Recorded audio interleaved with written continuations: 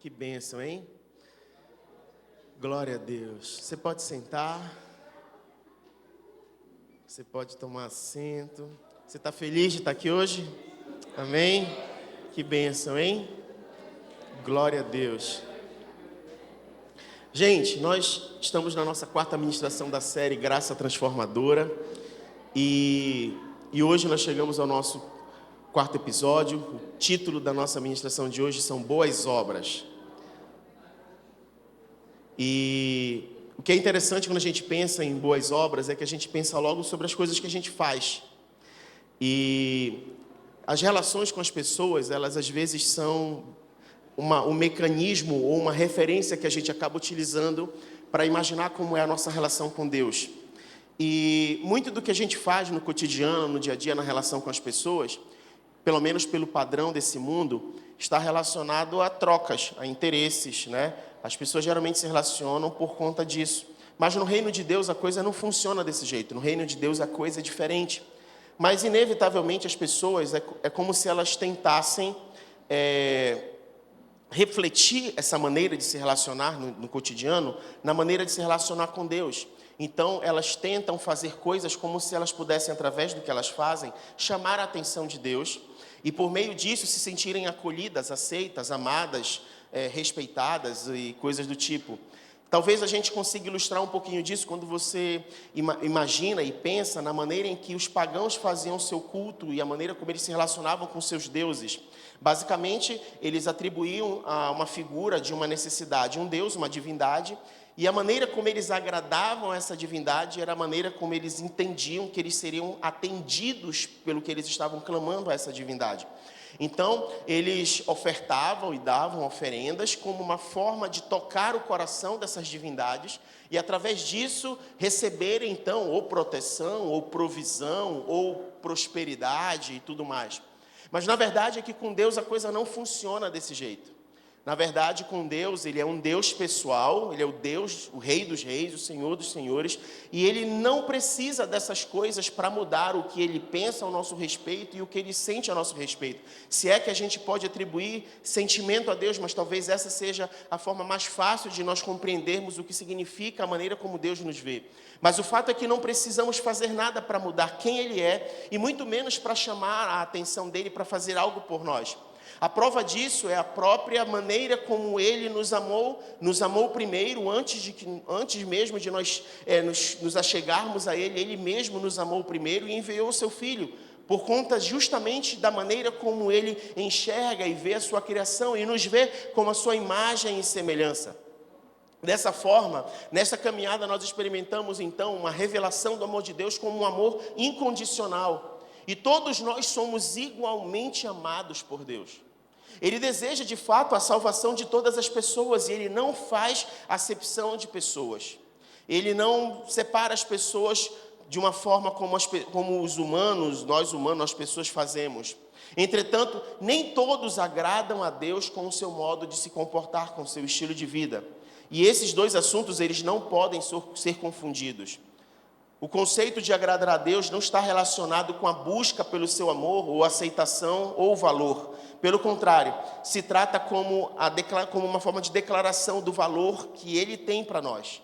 E esse portar-se revela tanto um estilo de vida relacionado aos valores morais e princípios, como também as boas obras. Então, tem muito mais a ver com se de fato eu amo a Deus porque Ele me amou primeiro, eu tenho um estilo de vida que vai certificar isso, que vai reafirmar isso, que vai confirmar isso. Na verdade, eu não posso dizer que amo a Deus e a minha vida ser uma vida totalmente contrária à expressão desse amor. E na perspectiva bíblica, nós vemos essa questão das boas obras não como um meio para a salvação, mas com certeza como uma consequência da nossa salvação. O fato de nós termos sido alcançados pela graça do Senhor e termos sido salvos, nos impulsiona a um estilo de vida e a um portar-se de maneira diferente, que são expressos pelas atitudes que a gente tem. E o que eu acho interessante a respeito disso é que muitos dos textos que eu vou ler com você agora são textos que nós já lemos, que nós já conhecemos, e que, não sei se você experimenta isso, às vezes eu experimento isso, eu passo a vista num texto E mesmo sendo um texto conhecido, dependendo de como o Espírito Santo quer falar com a gente naquele dia, parece que uma palavra salta aos nossos olhos naquele texto. E aí você diz, nossa, eu sempre li esse texto e nunca observei isso aqui, ou seja, o Senhor nunca tinha falado comigo desta maneira, nunca mostrou para mim isso. E nessa manhã a gente vai fazer exatamente esse exercício. E eu peço que o Espírito Santo fale ao seu coração, porque nós vamos falar de graça, vamos continuar falando de graça, mas nós vamos ver como esta graça nos impulsiona a boas obras. E eu queria que você abrisse já em Efésios capítulo 2, verso 8. Efésios 2, 8. Diz o seguinte: porquanto pela graça sois salvos, por meio da fé. E isto não vem de vós, é dom de Deus. Não vem por intermédio das obras, a fim de que ninguém venha a se orgulhar por esse motivo. Pois somos criação de Deus, realizada em Cristo Jesus, para vivermos em boas obras, as quais Deus preparou no passado para que nós as praticássemos hoje. Ou seja, você viu o sacrifício de Jesus na cruz, ele serviu não apenas para nos remir da iniquidade, mas ele também serviu para nos levar à prática de boas obras. E a gente vai falar um pouquinho do que seriam essas boas obras mais lá na frente, mas abre comigo Tito capítulo 2. Vamos ver mais bases bíblicas a respeito da graça que nos alcançou e que nos impulsiona a um estilo de vida identificado, testificado por boas obras. Tito capítulo 2, verso 13, diz o seguinte: enquanto aguardamos a bendita esperança, o glorioso retorno de nosso grande Deus e Salvador Jesus Cristo, Ele que se entregou a si mesmo por nós para nos remir de toda maldade e purificar para si um povo todo seu, consagrado às boas obras. Então você vê a remissão, a mudança da condição do homem de inimigo de Deus para amigo de Deus, relacionado a um estilo de vida, a uma maneira de se portar e a uma maneira de testificar que nós somos de fato o povo do Senhor. E isso é evidenciado por um comportamento e uma prática, como a gente viu no texto anterior, para que seja praticado hoje, para que seja vivido hoje, e não para uma expectativa futura. As obras, elas são a consequência da salvação e não a causa. Paulo afirmou que nós somos salvos pela graça e pela misericórdia de Deus, mas ele também acrescentou a importância das boas obras. Ele orientou Tito que afirmasse com confiança que os crentes da igreja, daquele século, fossem cuidadosos às práticas das boas obras. Olha o que ele diz ainda em Tito capítulo 3. Paulo, enviando uma carta pastoral a Tito, ele dá uma orientação a respeito do que a igreja precisava viver e praticar como uma característica deles. Tito, capítulo 3, verso 4. Tito 3, 4, diz o seguinte: contudo, quando da parte de Deus, nosso Senhor, foram manifestadas a misericórdia e o amor pela humanidade, não por causa de alguma atitude justa que pudéssemos ter praticado, mas devido à sua bondade, ele nos salvou por meio do lavar regenerador e renovador do Espírito Santo, que ele derramou copiosamente sobre nós com toda a sua generosidade por intermédio de Jesus Cristo, nosso Salvador. Ele assim procedeu para que, justificados mediante sua graça, nos transformássemos em seus herdeiros, tendo a esperança da vida eterna. Esta, pois, é uma palavra totalmente digna de crédito, e quero que a proclameis categoricamente, a fim de que aqueles que creem em Deus se empenhem na prática de boas obras. Tais ações são excelentes e de grande proveito para a humanidade. Ou seja, Deus tem o seu meio de fazer as coisas. E Deus pode fazer tudo o que Ele quiser. Ele é o dono do ouro e da prata, de fato. Ele pode fazer do nada tudo? Sim, óbvio. Ele criou todas as coisas, nós somos testemunhas disso. Nós cremos na sua palavra. Mas aprove a Deus, e Ele determinou o Senhor para que, através dos seus filhos, houvesse uma movimentação, houvesse uma expressão, houvesse uma maneira dessas ações do reino serem evidenciadas na vida das pessoas, uns dos outros. Portanto, se espera que de um bom cristão a prática de boas obras. E sobre isso nós vemos um testemunho muito interessante na igreja do primeiro século, na igreja primitiva. Se você for em Atos, A gente vai ler Atos capítulo 9, verso 36. Nós vamos ouvir um relato, um testemunho a respeito de uma mulher da igreja primitiva que está registrada nesse trecho, que fala o seguinte: entremente, havia em Jope uma discípula chamada Tabita, que em grego significa Dorcas, que se dedicava ao ministério de boas obras e ajudava financeiramente aos pobres. Olha que a palavra ainda classifica a atitude dela como ministério, ou seja, como algo que ela entendia que ela havia sido chamada a fazer. O ministério de boas obras é como se nós entendêssemos que isso é uma convocação, uma consagração do Senhor para que vivêssemos essa característica como povo dele, como igreja do Senhor. Esta era uma realidade presente como uma marca na igreja primitiva, e a própria Escritura dá testemunho a respeito dessa mulher Dorcas. Olha o que diz 1 Timóteo, capítulo 6, verso 18. E por que a gente está lendo muito texto? Porque mais do que as minhas palavras para trazer convencimento à igreja ou tentar emplacar uma ideia, nós precisamos ser bíblicos. Então, eu prefiro que você leia junto comigo as Escrituras e o Espírito Santo testifique no nosso coração para que a gente entenda aquilo que é orientação bíblica para que nós vivamos, do que uma ideia de alguém, como se houvesse um convencimento de alguém para a gente fazer alguma coisa. Então, 1 Timóteo capítulo 6, verso 18, diz o seguinte: Paulo, mais uma vez, Paulo, assim como uma carta pastoral a Tito, agora ele envia uma carta pastoral a Timóteo. E olha como ele orienta Timóteo: orienta-os a praticarem o bem e que sejam ricos em boas obras, sensíveis, solidários e generosos. Dessa maneira acumularão um valioso tesouro para si mesmos, um firme fundamento para a era que há de vir. E assim alcançarão a verdadeira vida. Eu sei que algumas pessoas utilizam esses textos e acabam emplacando na ideia da igreja que quanto mais você faz aqui na terra, mais você acumula tesouros no céu. E por conta disso, as pessoas carregando ambição no seu coração começam a se dedicar a boas práticas, como se elas não foram ricas aqui na terra, então elas querem ser ricas no céu. E aí as pessoas começam a fazer as coisas não por entenderem que essa é uma movimentação como consequência da salvação, mas como se elas tivessem ambição e ansiando para que o que elas não tiveram aqui na terra elas tenham no céu, e achando que dessa forma elas vão ter grandes posses, como se elas vão chegar com esse tipo de coração e mentalidade no céu para serem ricos. Você já deve ter escutado ruas de ouro, mar de cristal, mansões celestiais, e aí parece que as pessoas começam a projetar isso como se a gente fosse viver uma vida no céu da mesma forma como a gente vive aqui na terra, de uma forma material, apegada às coisas materiais, mas não é isso. Essas características observadas na igreja e esse estilo de orientação para um estilo de vida, são características como um zelo, era um ensino como algo que deveria estar presente na vida da igreja como uma marca, porque isso refletia exatamente a obra da cruz, ou seja, é por conta do que o Senhor fez na cruz que isso me move a fazer algo em relação às pessoas. Nós podemos verificar isso talvez como uma grande marca do símbolo cristão, e eu queria que o Francisco colocasse na tela. Você que nos acompanha pela internet, os meninos vão mostrar para você o que vai aparecer na tela, para você entender o que a gente vai falar agora.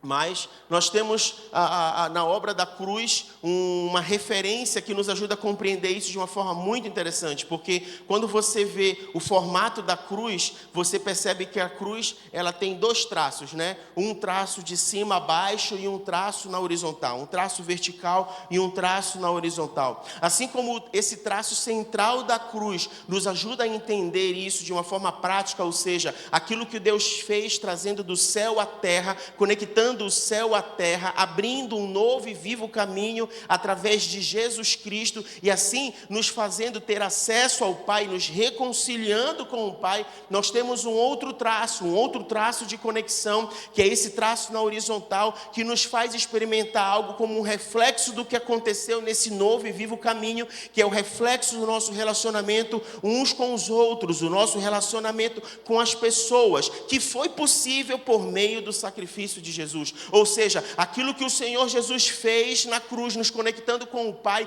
se revela e se expressa ao alcance de todos por meio daquilo que a minha vida e a sua vida podem refletir da graça do Senhor Jesus. O alcance da graça salvadora foi revelado por meio dessa relação estabelecida do céu com a terra e que se reflete na minha vida e na sua vida. E isso traz para nós uma evidência da nossa salvação. Tiago capítulo 2, verso 14. Tiago 2,14. Do que adianta, meus caros irmãos, alguém proclamar a sua fé se não tem obras? Acaso essa fé pode salvá-lo? Se um irmão ou uma irmã estiverem necessitados de roupa e passando privação de alimento de cada dia, e qualquer dentre vós lhe disser, ide em paz, aquecei-vos e comei até satisfazer-vos, porém, sem lhe dar alguma ajuda concreta, do que adianta? Desse mesmo modo, em relação à fé por si só, se não for acompanhada de obras, ela é morta. E o que são então as boas obras? Eu creio que até aqui você já entendeu que a graça do Senhor está envolvida com uma característica no estilo de vida que são a nossa maneira de viver. Tá, pastor, mas e o que seriam então essas boas obras? Como eu posso identificar e saber se de fato eu estou sendo omisso em relação às boas obras ou não? Se eu estou fazendo algo ou não em relação à própria orientação bíblica que eu devo viver, que eu devo carregar? Bem, considerando que as boas obras são um transbordar da salvação que já nos alcançou, e não uma tentativa de obter salvação ou mérito diante de Deus, então como nós podemos definir as boas obras? Biblicamente, nós temos pelo menos 4 exemplos práticos a respeito de boas obras. E eu quero trazer para você esses 4 exemplos práticos, ou esses 4 conceitos práticos ligados a boas obras. A primeira, você pode anotar, é proclamação. Proclamação. A primeira e principal boa obra que a gente carrega é anunciar a mensagem de Deus às pessoas. Ou seja, apresentar Jesus às pessoas. Aquele que foi poderoso em palavras e obras. Aquele que foi enviado para pregar boas novas, liberdade e proclamar o ano aceitável ao Senhor, aquele que foi ungido para cumprir isso. O nosso papel, a nossa primeira boa obra é proclamar a vida de Jesus, proclamar o Evangelho, anunciar a salvação em Cristo Jesus. 1 Pedro, capítulo 2, versículo 9, vai dizer exatamente isso. Porém, vós sois geração eleita, sacerdócio real, nação santa, povo de propriedade exclusiva de Deus, cujo propósito é proclamar as grandezas daquele que vos convocou das trevas para a sua maravilhosa luz. Vós sim, que antes não erais sequer povo, mas agora sois povo de Deus. Não tinhas recebido a misericórdia, contudo, agora recebestes. Ora, a salvação então nos dá a possibilidade de expressarmos o reino de Deus e proclamarmos o reino de Deus. Dessa mesma forma que a fé sem obras é morta, não é possível expressar boas obras sem proclamar a nossa fé. Se não fosse assim, qual seria a diferença, então, entre as pessoas que expressam generosidade e que não confessam o nome do Senhor Jesus? Qual seria, então, a diferença entre aqueles que se movem pelo reino de Deus e aqueles que não se movem pelo reino de Deus, se tudo estivesse pautado simplesmente na prática, nas obras, no fazer as coisas? Da mesma forma que a fé sem obras é morta, fazer as coisas, ser generoso, sem a proclamação da fé é vazio. A nossa fé nos leva a boas obras. Proclamamos também essa palavra quando nós vivemos e expressamos isso. E aí eu já trago para você então o segundo aspecto, o segundo elemento, a segunda característica a respeito das boas obras, que é como se fosse uma continuidade da proclamação, que é manter o bom testemunho. Da mesma forma como nós fomos chamados para a proclamação do Evangelho do Reino de Deus, existe algo que precisa ser visto na nossa vida, que é o bom testemunho. Mateus capítulo 5, verso 14. Mateus 5, 14 diz o seguinte: vós sois luz do mundo. Uma cidade edificada sobre o monte não pode ser escondida. Igualmente, não se acende uma candeia para colocá-la debaixo de um cesto. Ao contrário, coloca-se no velador, e assim ilumina todos os que estão na casa. Assim deixai a vossa luz resplandecer diante dos homens, para que vejam as vossas boas obras e glorifiquem o vosso Pai que está nos céus. Então, não apenas a proclamação, mas o bom testemunho. Do que adianta eu ser alguém que falo, e as pessoas não conseguem ver na minha vida a testificação de que aquilo que eu estou falando é o que eu de fato faço. Existe um ditado popular que a gente precisa romper e não reproduzir e contestar quem fala. Faça o que eu digo e não faça o que eu faço. Isso é uma mentira. Isso impulsiona as pessoas a viverem uma falsidade, a serem mentirosos. E isso não agrada ao Senhor. A nossa vida precisa ser esse exemplo, esse livro aberto, precisa ser a testificação de fato de quem nós somos. E se somos filhos de Deus, o nosso bom testemunho precisa expressar isso. Esse texto aqui, ele fala sobre um estilo de vida, um testemunho, algo natural que deve ser observado. Aqui não fala sobre fazer boas obras e ficar divulgando para as pessoas como se você fez, como quem quer atenção sobre o que foi feito. Esse texto está falando sobre refletir a luz como um bom testemunho, e não como, olhem aqui o que eu estou fazendo, olha aqui o que eu sou. Se o nosso estilo de vida não condiz com a mensagem pregada, então ela perde a força. A mensagem perde a força. 1 Pedro capítulo 2, verso 12. A gente leu o 9 e 10, agora a gente vai ler o 12. Seja exemplar o vosso comportamento entre os gentios, para que naquilo que falam mal de vós, como se fosseis pessoas que vivem praticando o que é mal, ao observarem as vossas boas obras, glorifiquem a Deus no dia em que receberem a sua revelação. A Bíblia nos orienta a um estilo de vida. Claro que o testemunho, ele não substitui a proclamação da palavra de Deus, mas colabora com ela. A falta de um bom testemunho, em contrapartida, anula a pregação verbal. Então nós precisamos estar atentos sobre como nós estamos vivendo a nossa vida. Qual tem sido o nosso estilo de vida? A gente precisa ficar atento sobre como nós estamos nos portando, porque se de fato a salvação nos alcançou, e esse novo e vivo caminho aberto por Jesus é o caminho trilhado pela minha vida e pela sua vida, algo precisa testificar isso na maneira como nós nos relacionamos com as pessoas, a maneira como nós nos comportamos diante dos homens. Você está entendendo isso?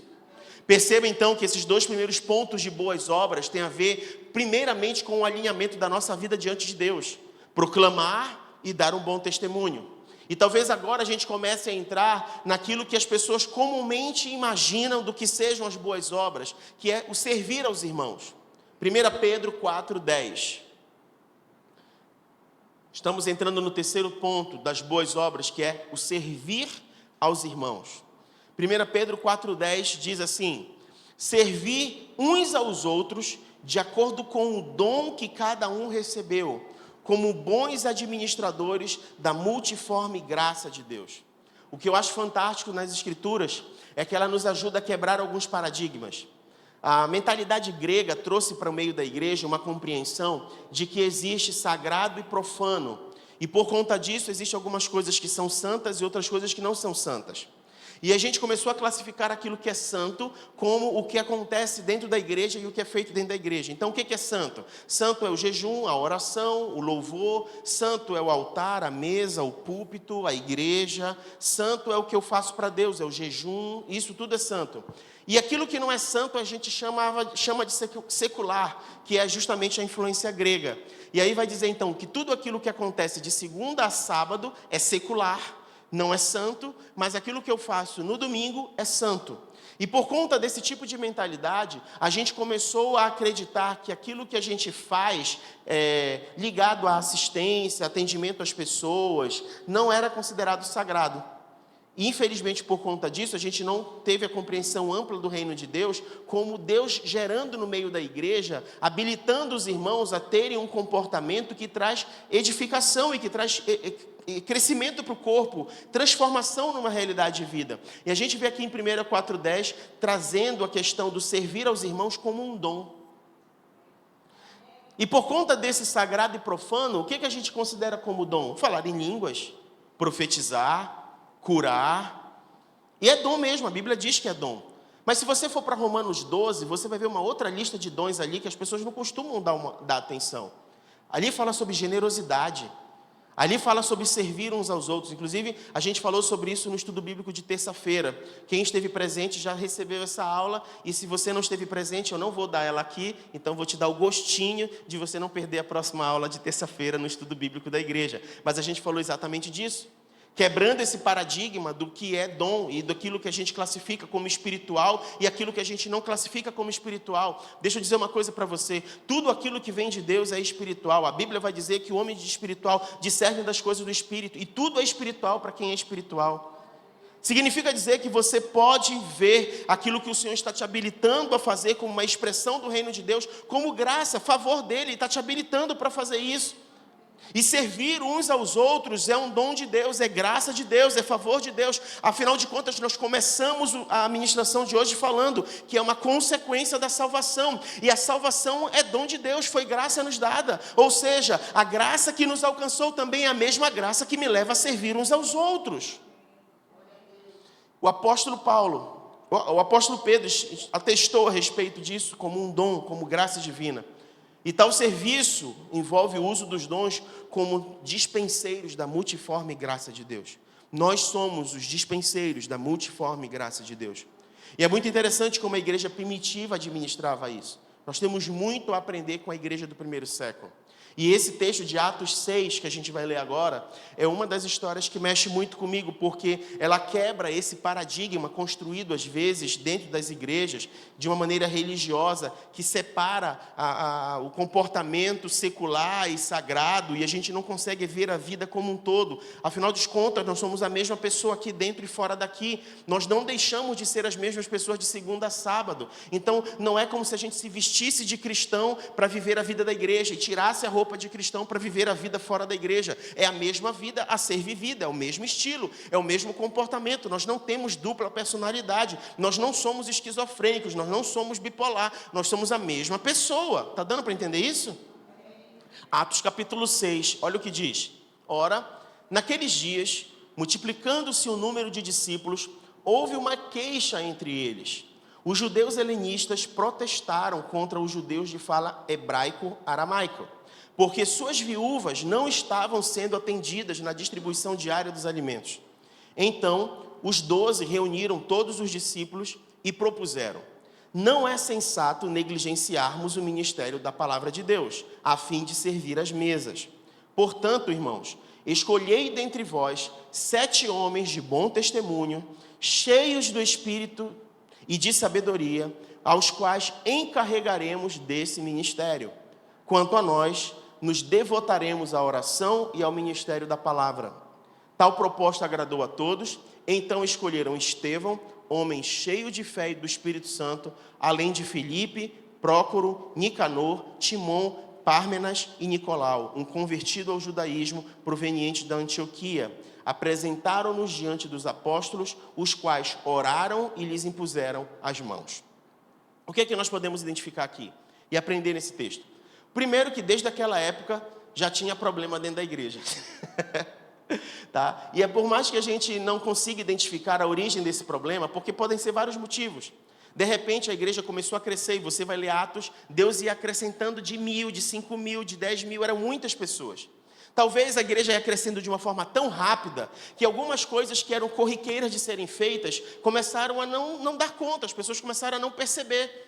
Mas outra coisa que a gente observa é que, mesmo isso sendo justificado ou não, havia saúde na vida da igreja, ao ponto de que, ao identificar um problema, eles eram honestos em resolver o problema. Eles eram honestos em, não, isso é um problema, então como nós podemos solucionar esse problema?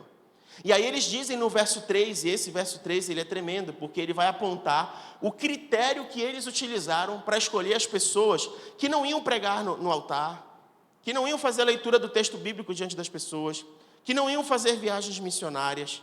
Eles começaram a estabelecer o critério das pessoas que iam atender os necessitados, atender as viúvas, servir as mesas. E aí você começa a perceber que a igreja do primeiro século estava atento de que aquilo que você faz para o reino precisa ser feito com responsabilidade e inteireza de coração. E olha o critério que eles estabeleceram para servir uns aos outros, que eles escolhessem dentre o povo pessoas cheias do Espírito Santo. Pessoas que tinham sabedoria, pessoas que tinham condições de dar bom testemunho entre os outros. Eles estabeleceram pelo menos 3 características. A pessoa tinha que ser uma pessoa de bom testemunho, cheia do Espírito Santo e sábia.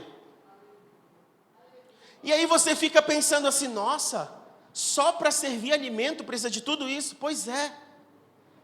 E essa característica devia ser encontrada no meio das pessoas, no meio da igreja.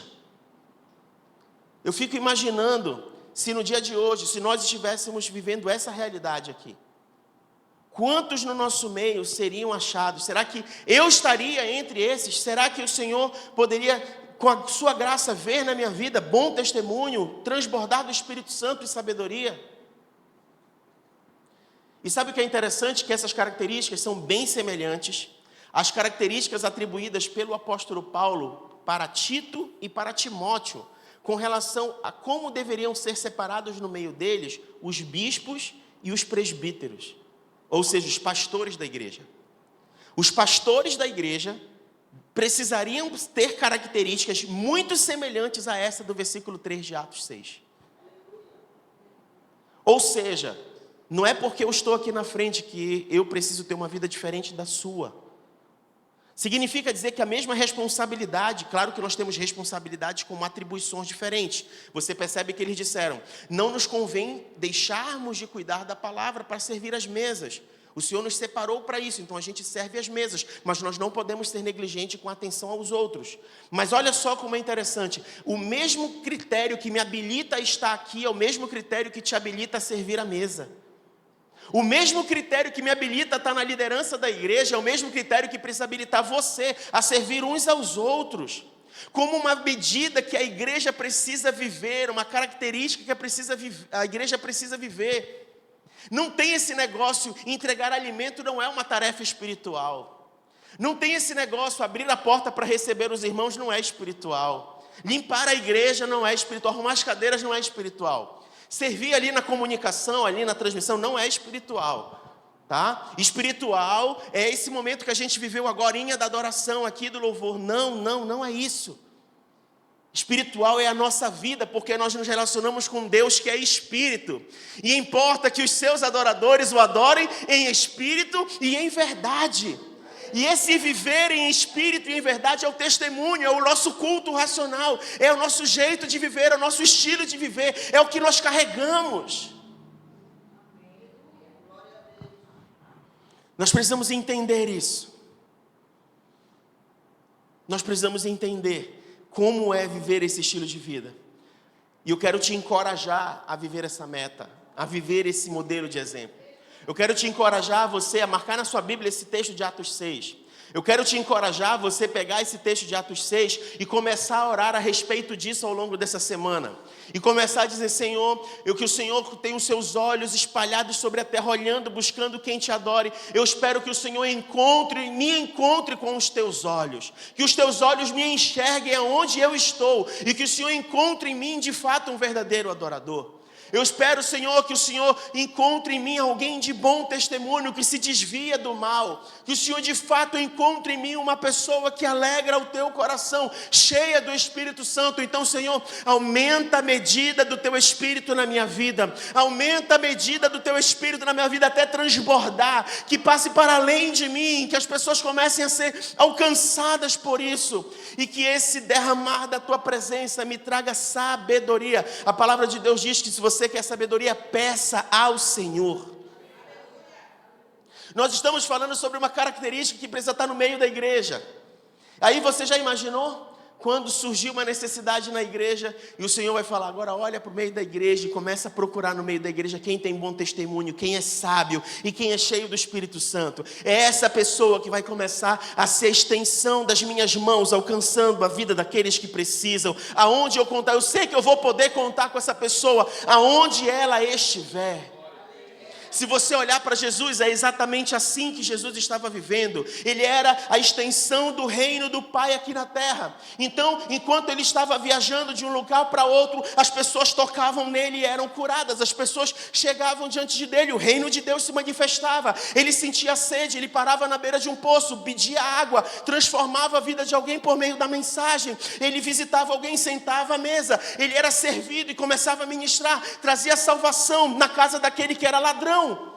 Ele simplesmente estava vivendo a vida, ele estava levando a vida, expressando o reino de Deus, cheio do Espírito Santo, cheio de um bom testemunho, cheio de sabedoria. Da mesma forma como Jesus viveu e andou por essa terra, eu e você podemos viver e andar sobre essa terra, expressando o reino de Deus. Esteja apto para a glória de Deus, esteja pronto para a glória de Deus. Mas não apenas atender aos irmãos, servir aos irmãos. Nós temos também o quarto e último ponto. Paulo também manifestou uma compreensão de que o serviço cristão era mais do que um exercício dos dons. Ele falou sobre atender os necessitados. Romanos capítulo 15, verso 25. Romanos 15, 25. Diz o seguinte: nesse momento, todavia, estou rumando para Jerusalém a serviço dos santos, porquanto pareceu bem às igrejas da Macedônia e da Acaia levantar uma oferta fraternal para os pobres dentre os santos de Jerusalém. Infelizmente, alguns tentam usar a graça para falar do conceito como se fosse algo exclusivo de entendimento de um favor imerecido. E de fato, a graça é um favor imerecido, mas quando algumas pessoas concentram a ação da graça apenas nesse conceito, elas estão fazendo isso para justificar uma vida sem obras, uma vida sem prática, uma vida sem testemunho. E nós vemos que biblicamente a graça é muito mais profunda do que isso. 2 Coríntios capítulo 8, verso 1, é um dos textos também que mexe muito comigo, assim como o de Atos 6 que a gente leu. Porque a gente começa a ver uma realidade de pessoas, de uma igreja, que talvez, se eu e você estivéssemos no lugar e podemos até nos olhar, se a gente se espelhar nesse texto, nos perguntando se nós seríamos capazes de agir como os irmãos dessa igreja agiram. 2 Coríntios 8, a partir do verso 1, diz o seguinte: agora, irmãos, desejo que tenhais pleno conhecimento da graça que Deus concedeu às igrejas da Macedônia. No meio das mais severas tribulações, a grande alegria e a extrema pobreza deles transbordaram em rica generosidade. Porquanto posso dar testemunho de que contribuíram de livre vontade, na medida de seus bens, e até mesmo acima disso, pois nos solicitaram com muita insistência o privilégio de participar da assistência em favor dos santos. Eu não sei você, mas para mim parece muito estranho o que está escrito no verso 2. Não sei você, mas em sã consciência eu não consigo ver coerência num comportamento de alguém que, diante de uma severa tribulação, porque eu imagino que tanto eu quanto você já passamos por tribulação, e talvez alguns estejam passando por tribulação, e também estejam vivendo uma situação de privação financeira ou de restrição financeira. Talvez você nem esteja num caso de extrema pobreza, que o texto fala de uma extrema pobreza, mas entre a tribulação e a extrema pobreza existe grande alegria.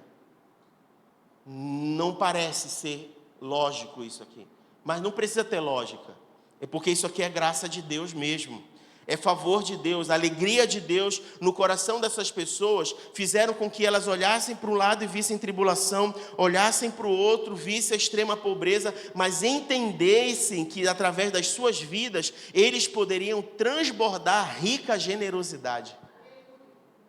Gente, isso daqui é algo que só mesmo o favor de Deus, somente a misericórdia do Senhor seria capaz de fazer algo assim. Como é que alguém em extrema pobreza conseguiria dar de si alguma coisa? mas aquilo que seria humanamente impossível de explicar, eles carregavam, que era grande alegria. Só Deus pode conceder isso ao ponto deles se moverem em generosidade. E não era qualquer generosidade, aqui está falando sobre um transbordar, está falando sobre uma rica generosidade, ou seja, está falando sobre algo acima da medida, como algo além. Talvez um paralelo sobre isso daqui, a gente possa ir para o Antigo Testamento e lembrar quando foi pedido para o povo trazer doações para a construção do templo. Você lembra disso? Quando o rei pediu, olha, tragam as doações, tragam os recursos para que a gente construa o templo. E as pessoas começaram a levar joias, começaram a levar ouro, prata, bronze, e começaram a levar as coisas para serem construído o templo, até o ponto que eles disseram, parem, já tem demais, tem além do que a gente precisa. É como se a gente estivesse vendo essa mesma atitude do povo de Israel, lá do Antigo Testamento, numa igreja pobre, numa igreja escassa de recursos. E eles não faziam isso porque alguém mandou, porque alguém manipulou. Eles não foram explorados para isso. Eles agiram livremente na medida em que podiam. E no verso 4, está dizendo que ele dava testemunho de que aquilo aconteceu de uma maneira livre e espontânea. Que alguns fizeram numa medida em que podiam e que outros foram além do que podiam. Eles fizeram isso como algo que era um privilégio para eles. Eles fizeram isso livremente. Eles viam aquilo como honra e privilégio. Honra e privilégio. Olha o que diz em 2 Coríntios 9, a mesma carta, no capítulo seguinte. Verso 7, 2 Coríntios 9, 7. Cada pessoa coopere conforme tiver proposto em seu coração, não com pesar ou por constrangimento, pois Deus ama o doador que contribui com alegria. Certos de que Deus é poderoso para fazer que toda a graça vos seja acrescentada, a fim de que em todas as áreas da vida e em todo o tempo, tendo todas as vossas necessidades satisfeitas, transbordeis em toda boa obra. Como está escrito, doou dos seus bens aos necessitados, e a sua fidelidade será eternamente reconhecida. A mesma igreja que agiu daquele jeito, no capítulo 8, é a mesma igreja que recebeu da parte de Deus o que a gente está vendo expresso aqui no capítulo 9. Paulo vai definir que o acrescentar da graça é como um transbordar de boas obras. Ou seja, aonde abundou a graça, houve superabundância de boas obras. O evangelho ele não deveria ser pregado sem oferecer ajuda às pessoas, ajuda material a quem precisa. Então, me permita agora falar sobre algo em relação à nossa própria igreja. Porque não adianta hoje, nesse domingo, e eu vou passar um pouquinho do horário hoje, a gente ter falado de boas obras e você entender que a vida cristã envolve boas obras. E a gente não conseguir entender e enxergar isso de forma prática no nosso meio. Você já deve ter escutado no primeiro domingo de cada mês eu falar a respeito do projeto Mãos. E apesar da gente entender mãos como se fosse a nossa mão aqui e agindo, e de fato é, mas essa mãos é uma sigla e ela significa ministrando amor e obras servindo. Ministrando amor e obras servindo, e todo o primeiro domingo do mês a gente vem aqui para a igreja e a gente traz doação de roupa, de alimento, de brinquedos.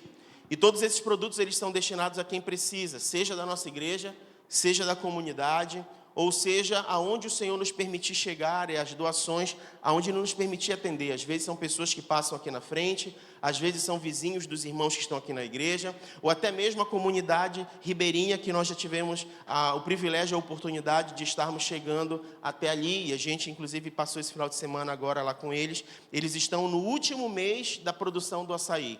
Ou seja, a partir de dezembro eles deixam de produzir o açaí e eles voltam a viver um tempo de escassez e de muitas limitações ali naquela área.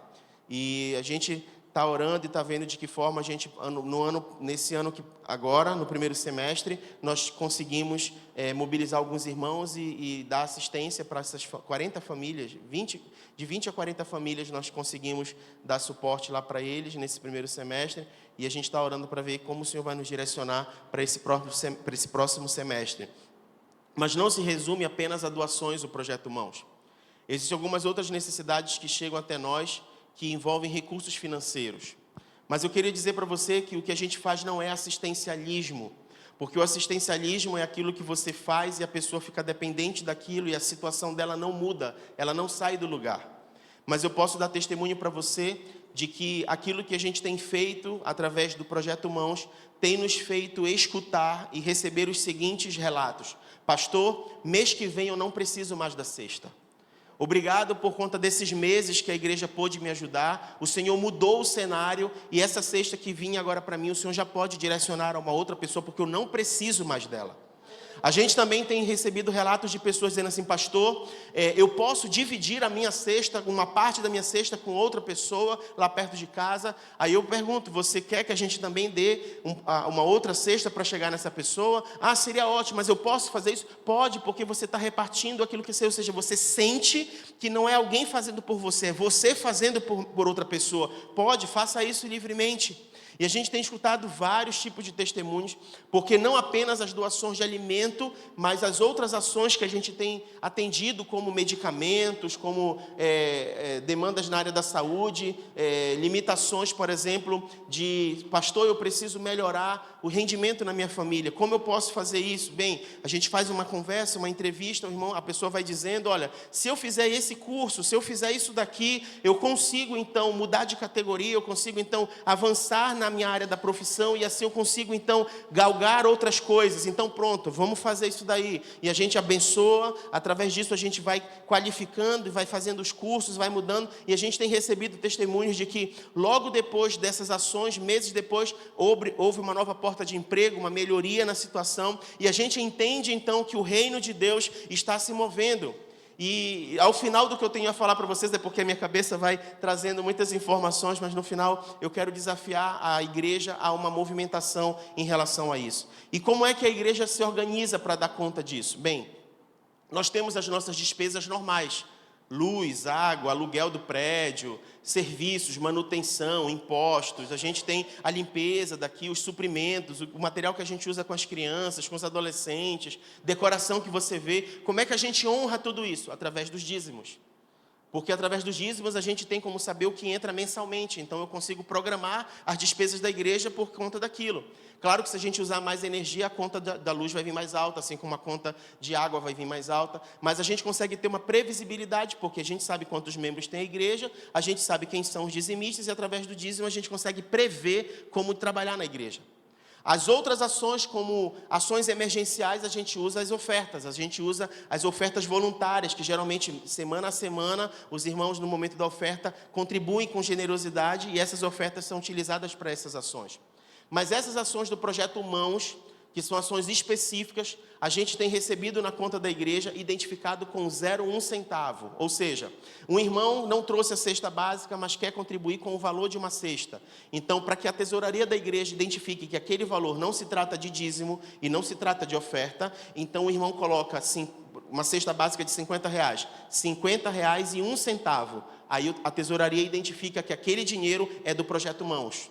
E aí, havendo uma necessidade que surja na igreja, a gente aciona a tesouraria. Estamos usando aquele recurso para atender uma necessidade aqui de uma pessoa assim, assim, assim. E aí a tesouraria consegue separar aquilo que é entradas da igreja regulares e aquilo que são as entradas para o Projeto Mãos. E dessa forma a gente tem então suprido o reino, agido como uma resposta do reino e suprido as necessidades da igreja. Mas existem necessidades extras, como, por exemplo, a da fachada da igreja, que a gente quer revitalizar, que a gente foi enganado no ano passado, a mesa de som, e o Senhor manda recursos específicos e ofertas específicas para isso. A mesa já foi paga, agora a gente está trabalhando para ver se até o final do ano a gente consegue revitalizar a fachada da igreja. O Senhor já nos abençoou com o projeto já está feito, agora a gente está atrás dos recursos para fazer a fachada da igreja. Mas eu não posso tirar do recurso da igreja para fazer a fachada e deixar descoberto a ação do Projeto Mãos. Você entende isso? Ou seja, faça isso sem deixar de fazer aquilo. A gente não pode ser irresponsável no reino de Deus, as vidas são importantes e a gente tem se movido em relação a isso. Então, nós estamos orando sobre Mapiraí, como nós vamos nos portar para esse semestre, se nós vamos fazer aquele trabalho com os estudantes, fazer kits escolares para o início do ano letivo, ou se a gente, além disso, consegue ter condições de atender os irmãos, as 20 famílias daquela comunidade, durante os primeiros 6 meses do ano de 2026, que é quando eles ficam sem açaí e eles não têm de onde tirar recurso para o seu sustento. E a gente está orando a respeito disso, porque se nós atendermos esta comunidade, a gente não pode deixar de atender também os irmãos aqui da igreja. Mas você está entendendo isso? A igreja, ela se move desse jeito, a nossa igreja, ela tem se movido desse jeito. Não sei se você já tinha conhecimento dessa amplitude, de como nós fazíamos isso, mas o Senhor tem nos alertado sobre a necessidade de nós vivermos um evangelho genuíno, onde a gente dá testemunho a respeito daquilo que a gente está fazendo. E você que congrega aqui, você que tem nos acompanhado, você que nos acompanha pela internet, saiba então que a nossa responsabilidade como igreja tem sido gerir todas essas demandas e gerir todos esses recursos. Nesse momento, a gente está vivenciando um momento muito interessante de alguns jovens da nossa igreja que estão passando da fase da simples juventude para a fase adulta. E nessa mudança, eles estão precisando assumir determinadas responsabilidades e estão mudando algumas rotinas. Então, a gente já tem alguns jovens que já estão empregados, já estão trabalhando. O Senhor já levou um para o concurso público que ele passou, mudou de cidade. Outro mudou de emprego aqui, recentemente fez o exame admissional, saiu de estágio para efetivo na empresa. Mas a gente está vivenciando também outras situações e eu quero compartilhar com você, não o nome da pessoa e nem exatamente o que ela está passando, mas eu quero dar um contexto para você e mover o seu coração para que você possa ter oportunidade de fazer isso. Você, quando mudou da sua casa, quando você foi ser emancipado, você deve ter olhado para a sua volta e visto qual era o seu maior desafio.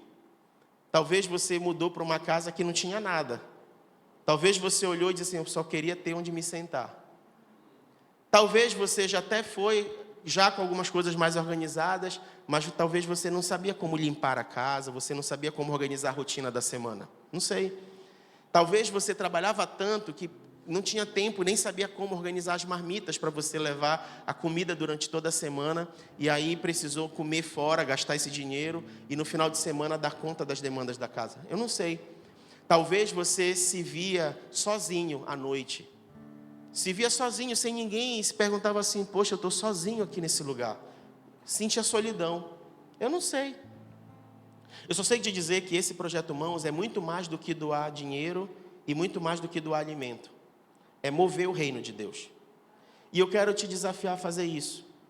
Eu não sei de que forma você pode sentir no seu coração de ajudar uma pessoa que a gente quer ministrar amor e obras servindo a vida dessa pessoa aqui da igreja.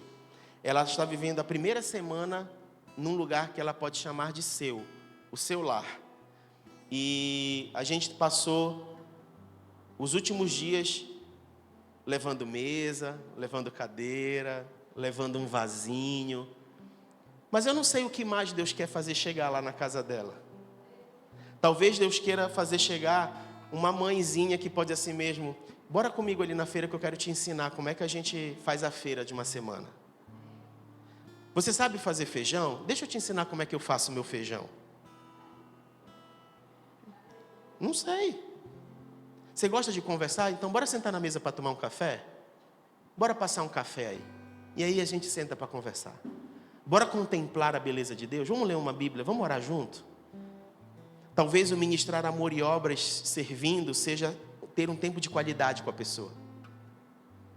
Seja servindo mesmo, ajudando a organizar o espaço. Talvez seja servindo, fazendo chegar uma coisa lá que ela não tem.